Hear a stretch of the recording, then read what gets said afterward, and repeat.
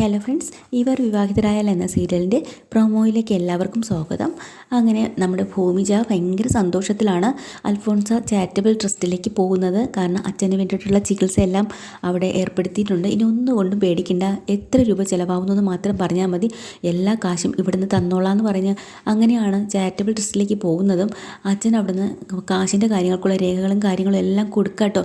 അതും കൊണ്ട് നേരെ ഹോസ്പിറ്റലിൽ കാണിക്കാനാണ് അച്ഛൻ പറഞ്ഞു വിടുന്നത്. അങ്ങനെ വീട്ടിലേക്ക് വരാതെ നമ്മുടെ ഭൂമിജ നേരെ പോണ ആശുപത്രിയിലേക്കാണ്. അവിടെ അച്ഛനെ നോക്കുന്ന ഡോക്ടറുടെ അടുത്താണ് കേട്ടോ. അപ്പോൾ ഡോക്ടർ പറയുന്നുണ്ട് അച്ഛൻ്റെ സ്ഥിതി വളരെ മോശമാണ്, എത്രയും വേഗം ഓപ്പറേഷൻ ചെയ്യണം, ഇല്ലെങ്കിൽ കണ്ടീഷൻ വളരെ മോശമാണെന്ന് പറയാം കേട്ടോ. എന്തായാലും ദൈവത്തിൻ്റെ കയ്യിലാണല്ലോ എല്ലാം എന്ന് പറയുമ്പോൾ ഭൂമിജ പറയുന്നുണ്ട്, ഡോക്ടറെ ഈ ദൈവത്തിൻ്റെ കയ്യിൽ തന്നെയാണ് എല്ലാം, ഈശ്വരൻ വിചാരിച്ചാലേ നടക്കുള്ളൂ. എനിക്ക് എൻ്റെ മുന്നിൽ ഇപ്പോൾ ഈശ്വരൻ കണ്ണ് തുറന്നു, എന്താ ഭൂമിജ കാര്യവും ചോദിക്കുമ്പോഴാണ് പറയുന്നത്, ഡോക്ടർ പറഞ്ഞത് പ്രകാരം ഞാൻ അൽഫോൺസ ചാരിറ്റബിൾ ട്രസ്റ്റിലേക്ക് ഒരു അപേക്ഷ വച്ചിരുന്നു. അവരിപ്പോൾ എനിക്ക് എൻ്റെ അച്ഛൻ്റെ ചികിത്സയ്ക്ക് വേണ്ടിയിട്ടുള്ള എല്ലാ കാര്യങ്ങളും ചെയ്തു തന്നിട്ടുണ്ട്. അപ്പോൾ അതിൻ്റെ ഒരു പേപ്പറും കാര്യങ്ങളും ഡോക്ടറെ ഏൽപ്പിക്കാൻ കൂടിയാണ് ഞാൻ വന്നതെന്ന് പറയുമ്പോൾ ഡോക്ടർക്ക് സന്തോഷമാവും കേട്ടോ. എന്തായാലും നീ ഭാഗ്യവതിയായിട്ടുള്ള കുട്ടിയാണെന്ന് ഇങ്ങനെ പറയുന്നുണ്ട് കേട്ടോ. അങ്ങനെ അതെല്ലാം കഴിഞ്ഞിട്ടാണ് ഭൂമിജ വീട്ടിലേക്ക് ചെല്ലുന്നത്. വീട്ടിലാണെങ്കിൽ അച്യുതനും അംബികയും കൂടെ നാടകത്തിൻ്റെ റിഹേഴ്സലൊക്കെ എടുക്കുന്നുണ്ടെങ്കിലും ഭൂമി എന്താ ഇത്രയും ലേറ്റ് ആവുമെന്ന് അവർ ചിന്തിക്കുകയാണ് കേട്ടോ. ജസ്റ്റ് ദേ വരുന്നൊന്നും പോയതല്ലേ, പക്ഷേ ഭൂമി 2-3 സ്ഥലത്തൊക്കെ പോയിട്ടാണല്ലോ വരുന്നത്. സമയത്ത് ഭയങ്കര മഴയാട്ടോ, പുറത്തൊക്കെ കോരിച്ചൊരിക്കുന്ന മഴയായിരുന്നു. അപ്പോൾ അച്യുതനും അംബിക പറയുന്നുണ്ട്, ഇനിയിപ്പോൾ കുറച്ച് സമയം കൂടെ കഴിഞ്ഞ് കഴിഞ്ഞാൽ നമുക്ക് നമ്മുടെ മോളെ നഷ്ടമാവില്ലേ, എനിക്കത് താങ്ങാനൊന്നും കഴിയില്ല എന്ന്. അപ്പോൾ ഇതിനിടയ്ക്ക് ഭവാനി പലതവണ കമാലിനെ വിളിച്ചുകൊണ്ടിരിക്കുക, ഇന്ന് തന്നെ ഈ ഫംഗ്ഷൻ നടക്കരുത്, ഫംഗ്ഷൻ നടക്കുന്നതിന് മുന്നേ തന്നെ 2 എണ്ണത്തിനും തീർത്തിരിക്കണം, ഇല്ലെങ്കിൽ ഞാനും എൻ്റെ മോളും ഇവിടെ കെട്ടി തൂങ്ങിച്ചാവും എന്നൊക്കെ ഇങ്ങനെ കമാലിനെ പറഞ്ഞ് ഭീഷണിപ്പെടുത്തുക കേട്ടോ. കമാൽ നോക്കുമ്പോൾ എല്ലാവരും വീടിൻ്റെ ഫ്രണ്ടിലാണ്, കാര്യങ്ങളൊക്കെ നടത്താനും ആഹാരങ്ങൾ കൊണ്ട് വെക്കാനും പന്തലൊരുക്കാനും ഒക്കെ ആയിട്ട് എല്ലാവരും വീടിൻ്റെ ഫ്രണ്ടിലുണ്ട്. പുറകു വശത്തൂടെ അയാൾ വീട്ടിനകത്തേക്ക് കയറി നമ്മൾ അച്യുതൻ്റെ ബെഡ്റൂമിൻ്റെ അടിയിലേക്ക് കയറി കിടക്കുന്നുണ്ട് ഒരു കത്തിയുമായിട്ട്. സൗകര്യം കിട്ടുമ്പോൾ അച്യുതനെ കൊല്ലണമെന്നും പറഞ്ഞിട്ട് തന്നെയാണ് കേട്ടോ. ആ സമയത്ത് ഓരോരുത്തരായിട്ട് വന്നു തുടങ്ങിയിട്ടോ. സത്യൻ വരുന്നുണ്ട്, പിന്നെ സൗഭാഗ്യപുരത്തുള്ളവർ വരുന്നുണ്ട്. സൗഭാഗ്യപുരത്തുള്ളവർ വീട്ടിൽ നിന്ന് ഇറങ്ങുമ്പോൾ തന്നെ അവിടെ നമ്മുടെ ഭവാനിക്കൊന്നും അത്ര ഇഷ്ടമാവുന്നില്ല കേട്ടോ. അതുപോലെ തന്നെ നമ്മുടെ മാധവനും പറയുന്നുണ്ട്, എന്തിനാണ് ഇപ്പോൾ ഭൂമിയുടെ വീട്ടിലെ ഈ ഒരു ആവശ്യം വന്നപ്പോൾ പോവേണ്ട കാര്യം എന്താണെന്ന് ചോദിക്കുകയാണ്. അപ്പോൾ സൗഭാഗ്യ അമ്മ പറയുന്നുണ്ട്, അതെ അത് തീരുമാനിക്കേണ്ടത് ഞാനല്ലേ, പിന്നെ അവൾ നല്ലൊരു കുട്ടിയാണ്, എനിക്കും അവളെ വലിയ ഇഷ്ടമാണ്. സംഗീതയും പറയുന്നുണ്ട്, എനിക്കും അവളെ ഭയങ്കര ഇഷ്ടമാണ്, പാവം കുട്ടിയാണ്, അവളെ വീട്ടിലൊരു ചടങ്ങുണ്ടെന്നും പറഞ്ഞ് വന്ന് വിളിക്കുമ്പോൾ നമ്മൾ പോവാതിരിക്കുന്നത് ശരിയല്ലല്ലോ. പക്ഷേ മാധവൻ പറയണത് വേറൊന്നും കൊണ്ടല്ല, അജയും ആ കുട്ടിയും തമ്മിൽ നല്ല ബന്ധത്തിലാണല്ലോ. അപ്പോൾ അത് ഇവിടെ അഞ്ജനയ്ക്ക് ഇഷ്ടമല്ല, അഞ്ജനയുടെ വിവാഹം ആലോചിച്ച് വെച്ചിരിക്കുകയാണ് അജയന്, നമ്മളായിട്ട് എന്തിനാ അതിനൊരു വഴിയൊരുക്കി കൊടുക്കണേ എന്നാണ് മാധവൻ പറയുന്നത് കേട്ടോ. പക്ഷേ സംഗീതം അങ്ങനെയൊന്നും ചിന്തിക്കുന്നില്ല, അത് ചുമ്മാ അവരുടെ ഒരു ഫ്രണ്ട്ഷിപ്പ്, അഞ്ജന അതൊന്നും ചിന്തിക്കേണ്ട കാര്യമില്ല, നമുക്ക് പോകണം. പക്ഷേ ഭവാനി പോകുന്നില്ല കേട്ടോ, വീണ്ടും നിർബന്ധിച്ച് വിളിക്കുന്നുണ്ട് സൗഭാഗ്യ, അപ്പോൾ വരുന്നില്ല എന്ന് ഉറപ്പിച്ച് പറയുന്നുണ്ട്. അങ്ങനെ ഇവർ മാത്രമായിട്ടാണ് വരുന്നത്. അതുപോലെ നമ്മുടെ അജയും വരുന്നുണ്ട്, എല്ലാവരും അവിടെ എത്താണ് കേട്ടോ. ഇതിനിടയ്ക്ക് അകത്ത് ഇവർ ഫ്രണ്ടിലെ വാതിൽ അടച്ചിട്ടാണ് അകത്ത് നിന്ന് റിഹേഴ്സൽ എടുക്കുന്നത്. ഈ ശീലാവതി എന്ന് പറയുന്ന നാടകത്തിൻ്റെ റിഹേഴ്സലിൻ്റെ ക്ലൈമാക്സിൽ പോലും ഈ ഭർത്താവ് മദ്യപിച്ച് വരുന്നുണ്ട്, കരൾ രോഗിയാണ്, അതിനുവേണ്ടി ഭാര്യ ഒത്തിരി ചികിത്സ നടത്തിയിട്ടുണ്ട്, ഒരുപാട് കടം വാങ്ങിച്ചിട്ടാണ് ചികിത്സ നടത്തിയത്. ഈ മദ്യപിക്കരുതെന്ന് ഡോക്ടർ പറഞ്ഞിട്ടുണ്ട്, ജീവനാപത്താണെന്ന്. അതൊന്നും കേൾക്കാണ്ട് അവസാനം വീണ്ടും മദ്യപിച്ചുകൊണ്ട് വരുന്ന ഭർത്താവിന് ഭാര്യ വഴക്ക് പറയുകയും ദേഷ്യപ്പെടുകയും കത്തിയെടുത്ത് നിങ്ങളെ കുത്തിക്കൊല്ലും എന്നൊക്കെ പറയുന്ന ഒരു സീനാണ് കേട്ടോ. പക്ഷേ അത് അവരകത്ത് നിന്ന് റിഹേഴ്സൽ എടുക്കുന്നത്, ഉച്ചത്തിലൊക്കെ ശബ്ദം വയ്ക്കുന്നതൊക്കെ പുറത്ത് ഇവരെല്ലാവരും കേൾക്കുക. അപ്പോൾ ഇവരുടെയൊക്കെ വിചാരം എന്ന് വെച്ചാൽ അകത്ത് അച്യുതനും ഭാര്യയും കൂടെ എന്തോ വഴക്ക് നടക്കുകയാണെന്നാണ് കേട്ടോ. പക്ഷേ കുറച്ച് സമയം കഴിയുമ്പോൾ അഴക്കായി ബഹളമായി എന്തൊക്കെയോ ബഹളമൊക്കെ കേൾക്കുന്നുണ്ട്. ഇതിനിടയ്ക്ക് അച്യുതൻ വിചാരിക്കുന്നുണ്ട് ഈ റിഹേഴ്സൽ എന്നൊരു ഓർമ്മയായിരിക്കണം എന്ന് പറഞ്ഞ് ഫോണിൽ റെക്കോർഡ് നമ്മുടെ വീഡിയോ ഒക്കെ ഓൺ ചെയ്തിട്ടാണ് അച്യുതൻ അവിടെ വെക്കുന്നത്. ഇത് ശരിക്കും പറഞ്ഞാൽ അംബിക കാണുന്നില്ല കേട്ടോ, അതിൻ്റെ അടിയിൽ കിടക്കുന്ന കമാലും കാണുന്നില്ല.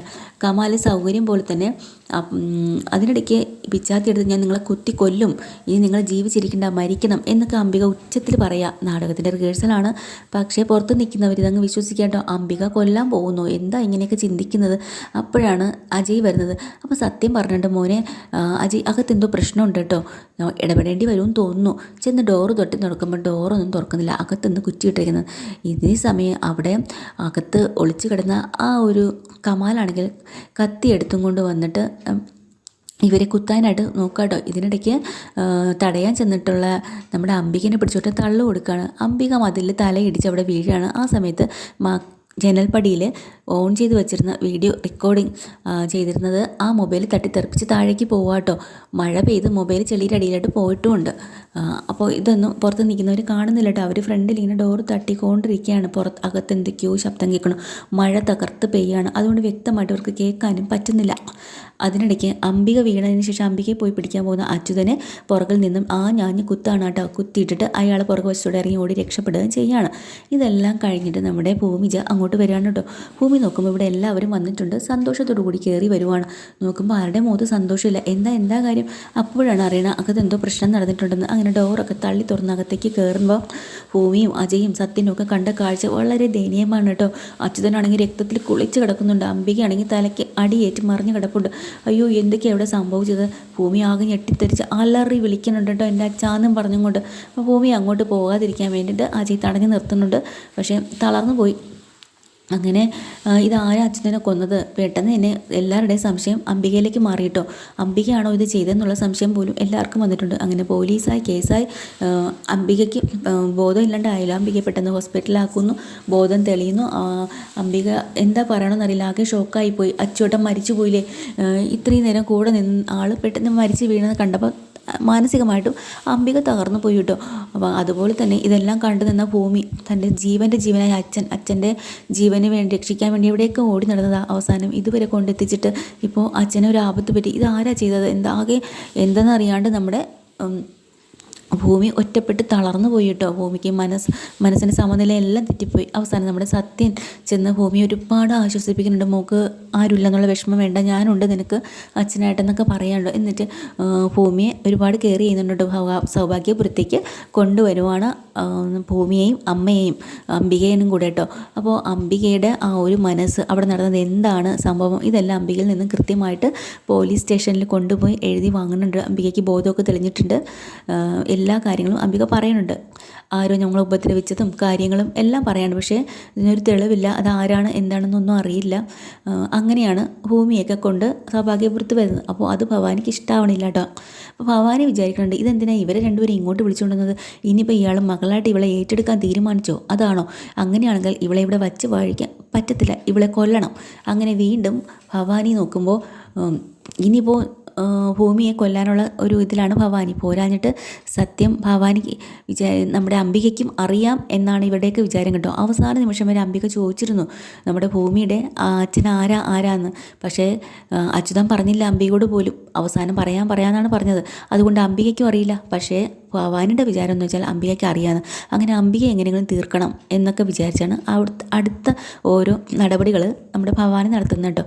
ഇതിനിടയ്ക്ക് നമ്മുടെ ഭൂമിക്കാണെങ്കിൽ ചെറിയൊരു സംശയം തോന്നുന്നുണ്ട്. അവിടെ എന്താ നടന്നത് കണ്ടുപിടിക്കണം. വീണ്ടും അങ്ങനെ വീട്ടിലേക്ക് വരുവാനുണ്ട്. വന്ന് എല്ലായിടും ഒന്ന് പരിശോധിക്കുമ്പോഴാണ് ആ ബെഡ്റൂമിൻ്റെ ജനൽപ്പടിയിൽ താഴെന്ന് മുറ്റത്തേക്ക് ചെളിയിലേക്ക് പൊതിഞ്ഞ് കിടക്കുന്ന മൊബൈൽ ഫോൺ കിട്ടുകയാണ്. അത് അച്ഛൻ്റെ മൊബൈലാണല്ലോ, അതെടുക്കുക കേട്ടോ. അതിനകത്ത് ശരിക്കും പറഞ്ഞാൽ രേഖകളുണ്ട്. കാരണം അയാൾ വരുന്നതും കുത്താൻ ഓങ്ങുന്നതും ഒക്കെ അതിലുണ്ട്. അംബിക മറിഞ്ഞ് വീഴുന്നത് വരെയുള്ള സംഭവം അതിലുണ്ട്. അത് നമ്മുടെ ഭൂമിയുടെ കയ്യിൽ കിട്ടുക കേട്ടോ, വലിയൊരു തെളിവായിട്ട്. അതാണ് വരുന്ന പ്രമോയിലെല്ലാം കാണിക്കുന്നത്. ഡീറ്റെയിൽഡ് എപ്പിസോഡുമായിട്ട് വീണ്ടും വരാം. ചാനൽ ഇഷ്ടമായി ലൈക്ക് ചെയ്യുക, സബ്സ്ക്രൈബ് ചെയ്യുക. താങ്ക്